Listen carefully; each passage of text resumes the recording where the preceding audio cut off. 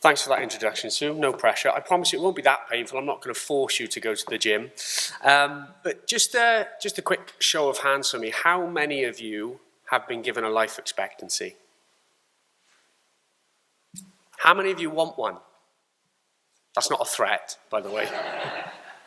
Not many. Okay. So I'm going to tell you a story about the impossible. And I guess really a story about hope. There's something that stood for centuries, perhaps for all of human history, and that's opinion.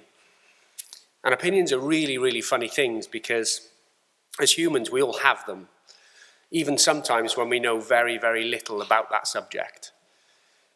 However, when it comes from someone qualified, when that opinion comes from someone who's very high up, who spent years learning and practicing their trade, their specialism, it tends to be believed. So back in July 1987, when my parents were told by a doctor that your son will not survive his first night, all they could really do was hang on and hope that the worst wasn't going to happen.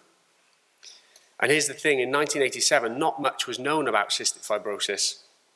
So when I was born, I had a distended stomach and a blocked bowel. Obviously with cystic fibrosis, as many of you, I'm hoping, will know, it clogs up the lungs and the vital organs with thick, sticky mucus, so I'm glad you've all had your lunch already.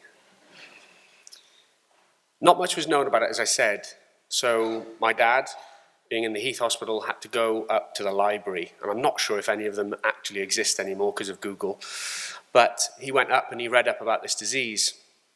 And when he went down to the doctors afterwards and said, listen, this sounds really horrible, but there's not much information here, and all I keep seeing is life expectancy. He said, if your son survives tonight, he probably won't make his teens. So they gave me 10% survival chances that night, which I call my first use-by date. Hence, life expectancy being quite a key theme to this talk. So I survived that first night, and I was really, really lucky, actually, that my family were really sporty, and they were big into the exercise. They were really competitive as a family. I've got 2 older brothers and an older sister. And when I was 2, we were going on holiday to Dallas, and just to be on the safe side, my dad wanted to make sure that there was a hospital nearby with a specialist. So little did he know, a full day's assessment was set up with the top CF specialist in the United States, the late Dr. Bob Kramer. And after a full day of assessments as a 2-year-old, he walked into his room with his many, many students, and my dad just asked him straight up, what is the best thing we can do for our child to give him the best life? And I can repeat this because I don't think it's being recorded. Throw the little bastard in the sea and watch him swim. And when he comes out, make him run. And when he collapses and falls over because he's too tired, pick him up and make him do it again. Now, back in 1989, that was pretty good advice. If a doctor gave you that advice today, I'm pretty sure they'd be struck off pretty quickly. So, as I said, I had 2 older brothers and an older sister, and they were really, really sporty. So I was thrown around as a baby. I was doing physio 20 to 40 minutes a day in the morning, 20 to 40 minutes in the night as well. And my parents had a trampoline, and they'd give me 1,000 bounces every day to get the lungs working. And growing up through school, it was really difficult, actually, because I didn't really want anyone to know that I had a terminal condition, as it was described to me as a child from my doctors. And bear in mind, growing up, I was also told that I would never reach my 30th birthday, even from a young age. And the impact that has on many people can sometimes be very, very negative. And if I'm honest, cystic fibrosis is such a complex disease to understand. I didn't really want to get into conversation with any of my friends because I didn't quite understand it myself.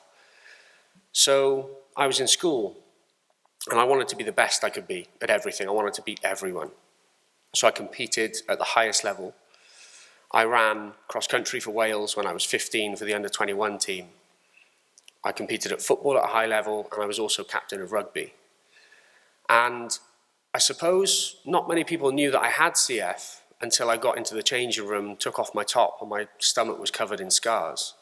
And then the questions were asked then, as an 8, 9-year-old, you know, what are they from? Now, of course, at that age, they're from a shark bite. I'm guessing everyone would say the same. And the girls certainly liked it.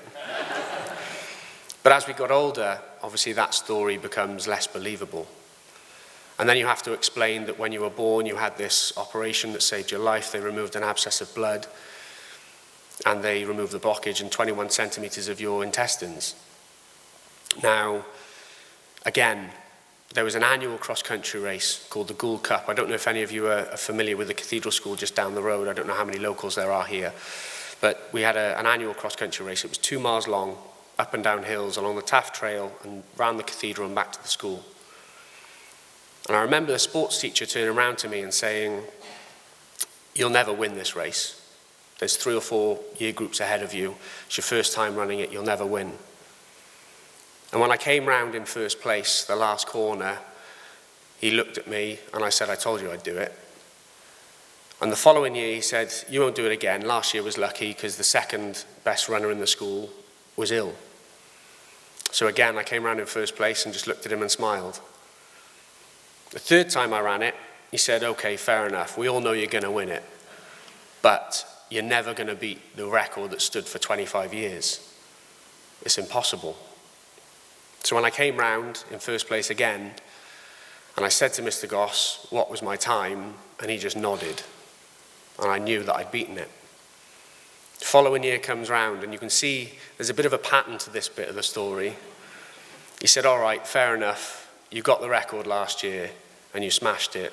You're never going to get that time again." And I matched the time exactly. And in my 6th year and final year of the school, I came round and he smiled at me, and I'd just beaten my own record, to which this day still stands 15 years on. And I'm pretty impressed by that because they've got 2 more years. Thank you. They've gone up to A levels and they still can't beat me, and they've shortened the course. And my competitive spirit really showed through in those years. You know, I didn't want to be just good at sport because I had CF. I wanted to be good at sport. So I was 17 and I wanted to do something for charity and raise lots of money and awareness to show that sport was the answer to cystic fibrosis. It might not be drugs. So I decided to climb Kilimanjaro, and I knew that it was going to be tough, but I wanted to make it a little bit different. So I rang Scott Welsh, who's the former European heavyweight champion at the time, and I said, "I want to fight you on top of a mountain. Do you fancy coming with me?" And he turned around and said, "Who are you?" I said, "Well, that doesn't matter, but we're doing it for cystic fibrosis, and I've got it." So it was -15 when we got to the top, and we stripped to the waist, got our boxing gloves out of the bags because we weren't allowed to tell anyone that we were actually doing that, because obviously we wouldn't be allowed to, and we started fighting. And I vividly remember him telling me that it was literally just for the cameras to raise lots of money. And I thought, well, this is my chance. I've told all my mates how hard I am. I've got to catch him, and I caught him. The guy didn't move. He was twice my size. And he just looked at me and shook his head, and I thought, oh, I'm getting one back here. And he did. He caught me. My nose exploded, and they were really worried because I think it took about 3 black bags full of tissue to stop the nosebleed afterwards, and I had severe altitude sickness, but it was worth it.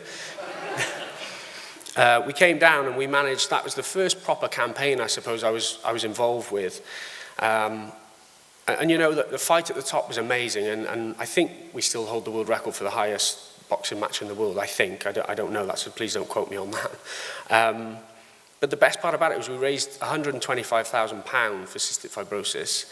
But again, we showed that someone with CF was more than capable of doing something extraordinary, which was my mission all along.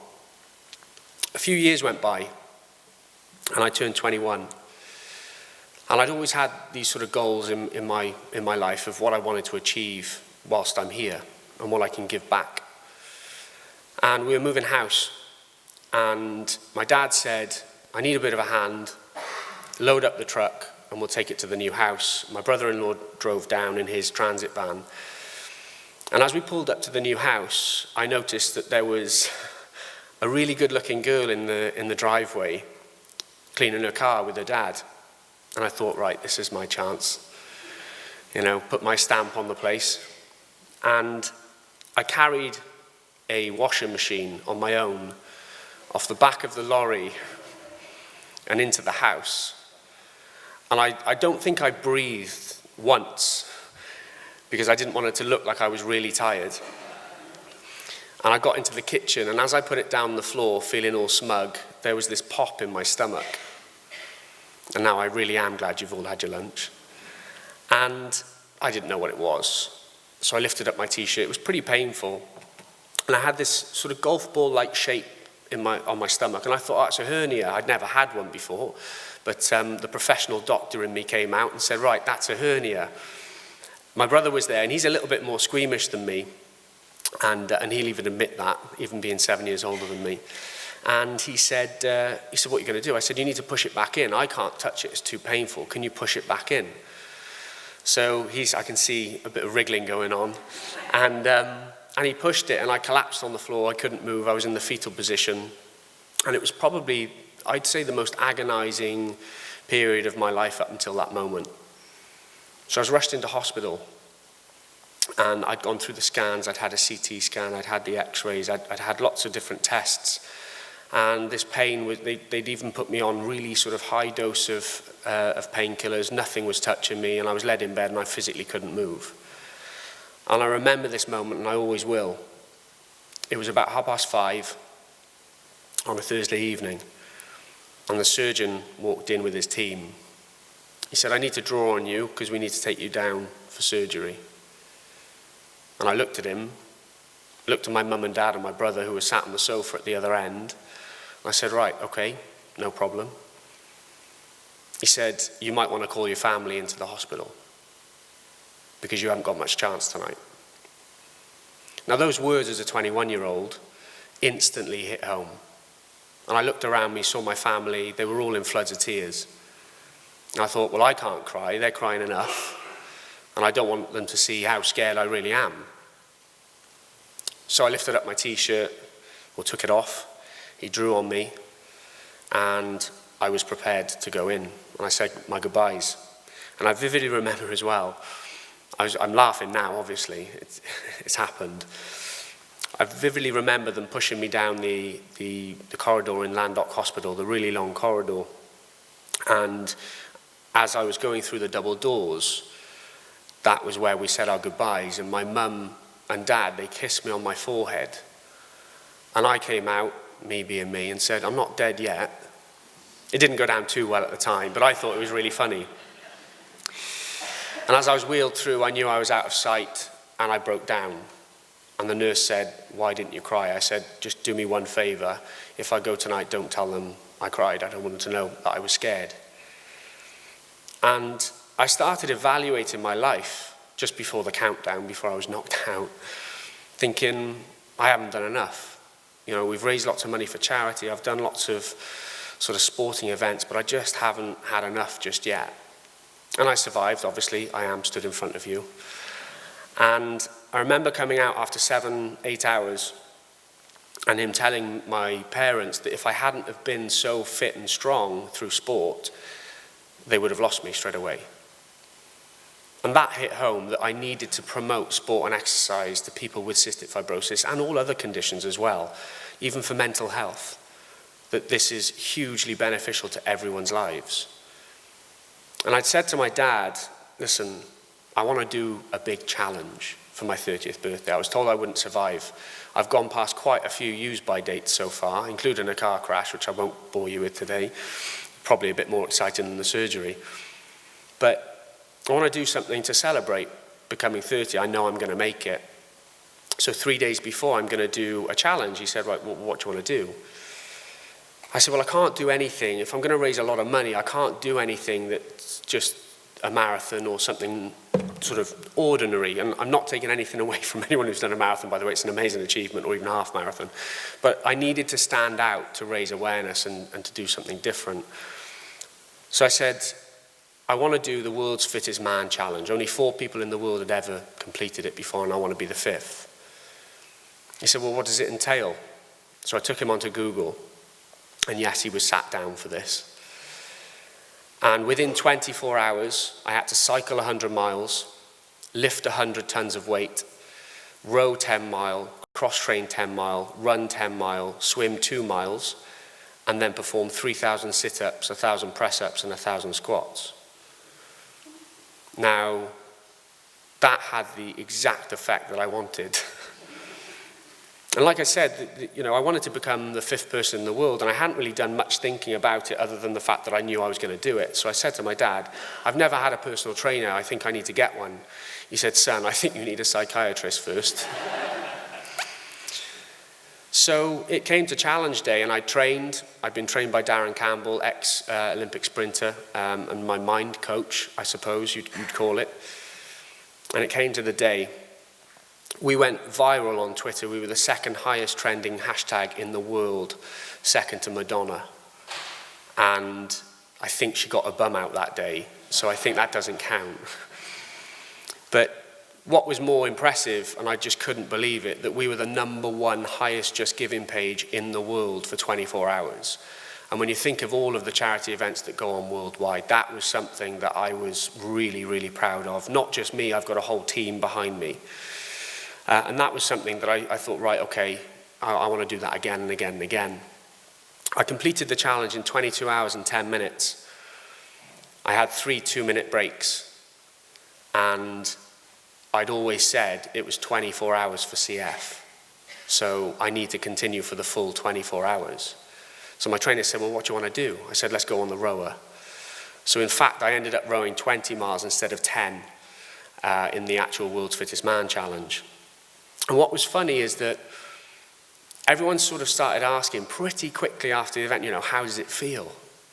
I said, well, I'm a bit knackered, but I'm the 5th person in the world. That makes me the 4th loser.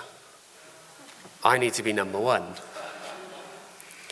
So after I'd recovered after about 4 weeks of not being able to walk properly, I sat down and I started Googling world records.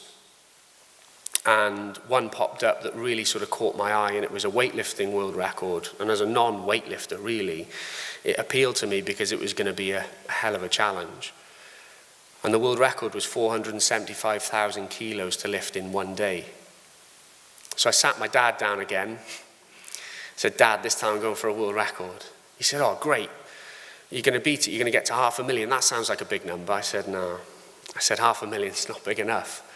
I said, I'm going to go for 1 million. He said, what, double a current world record? I said, yeah, it's over double, but we won't go into the nitty-gritty of it. I said, but I reckon it's doable. So I broke it down to him, and it was 700 kilos every minute for 24 hours. And just to put 1 million into perspective, because 1 million is a big number for anyone to comprehend, it's 3 Boeing 747s. So if you can picture that, that's how much weight I needed to lift. And I'll be honest, 3 hours in, it was tough, because we had a problem. 10 days before the challenge, I had this pain in my hand. And I remember going downstairs into the kitchen to pour myself a cup of coffee, and I couldn't lift the kettle. The pain was far too much for me to even lift a kettle. So I texted my team on WhatsApp and said, guys, we've got a problem. And they're all ex-Royal Marines. I said, I've got a problem with my hand, I've got to go see the doctor. So I went in, had the scans, and it turned out I had stress fractures through the 2 main bones in my hand from all the lifting I'd done for 7 or 8 months before training. The pain was unbelievable. I genuinely thought I'd broken every bone in my hand. But I said, guys, we've got to go ahead. We have to go ahead. So with that, I said, don't strap it up because I'll be thinking about it mentally. So they didn't. 3 hours in, I was like, guys, you've got to strap this up. It is killing me. So I'm pleased to say that throughout that event, we were always on target, really. I broke the world record, the old world record, in 10 hours. So I knew I was on track for the 1 million. But I'd thrown up 5 times and carried on lifting. And I fainted once as well. But I'd done that in training, so I knew what it felt like, so we just carried on. But 3 hours in, it was hard. You know, my heart rate was above 190. My breathing rate was through the roof. And just to put it into perspective again, my average heart rate for the whole challenge was 154. It was 189 for 3 hours. So obviously you all appreciate those numbers. I did the world record in 22 hours and 11 minutes. I got to the million, which you'll notice that was 1 minute out from the previous challenge, funnily enough. But I averaged 755 kilos every minute for 22 hours and 11 minutes. Now, the fact is, no one thought it was possible. No one. Not even my team. I did. But the proof is in the pudding. Someone attempted it 6 weeks later. The fact that they failed, which I'm quite happy about, is immaterial. Some people have to see it to believe it. So that's why I'm on this journey, is to show people from around the world that these things are possible. You've just got to put your mind to it. But the questions started coming in again, and I am going to wrap it up shortly. What next? You just lifted 1 million kilos in under 24 hours with a broken hand. So for this year, which is 3.5 weeks away, this year's annual challenge, and I've decided that I'm going to swim 21 mile, the equivalent of the width of the English Channel. Then when I come out of the pool, instantly I jump on a bike and I cycle 200 miles from Dover down to Portsmouth and up to Twickenham. And when I get to Twickenham, obviously as a Welsh lad, I don't want to stay there, right? So I've got to run home, which is 160 miles, which is 6.2 marathons back to back. That's all in 5 days with no rest. So I've done the training, I've torn a ligament in my ankle, but it's still going ahead, even though the doctors say I'm mental. I know that already, they don't have to tell me.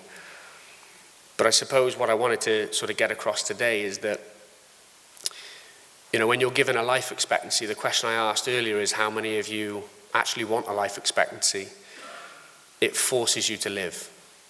So I'm really grateful that I was given one. I mean, it's safe to say doctors have stopped now, but I was really grateful for mine, because a lot of my friends around me have not done half the things I've managed to do. And not because of my talent. I'm no more talented than anyone else in this room. I've just got a desire that is unquestionable, and I know that. So if you can take anything away from today, never be satisfied with enough is enough. Always look to push boundaries, always look to change things, change policies, whatever it might be. You know, enough is just not enough. So thank you for listening.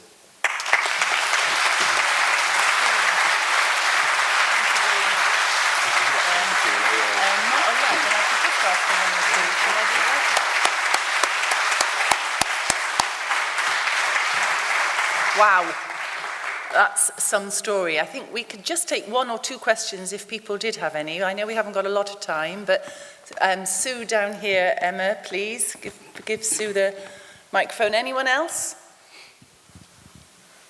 Josh, that was great. I think what I'm keen to hear about is, I'm from a large family. You've got siblings. How are they coping with your incredible efforts? Well, they don't like not being in the limelight. Yeah, it's really funny. I mean, we're a big team, you know, and that's the way I view it. You know, they all help me with my challenges. And I think it's safe to say that none of them would ever attempt some of the things that I do, and they wouldn't want to. I've got a really, really supportive family, and I think that's really key. You know, although I'm the person doing the challenges, there's a huge team behind me that makes it happen. I couldn't do it without each and every one of them. I think the sport, as a child growing up, it was key that they were so on board with the exercise. And I think when I was old enough to exercise on my own, they pretty much quit then. I was quite competitive growing up, and when I started beating them, they hated it. And I don't think they've ever sort of taken it up since or competed, which is quite nice to sort of think. But yeah, it's a team environment, and even though my parents are separated, they're all very much on board with what I want to do, and they've stopped sort of questioning it now. They did try and sort of stop me from doing things, you know, the extreme things anyway, that genuinely puts your life at risk. But they've learned to just be quiet and watch. Okay. Anyone else? Okay, thank you very, very much, Josh.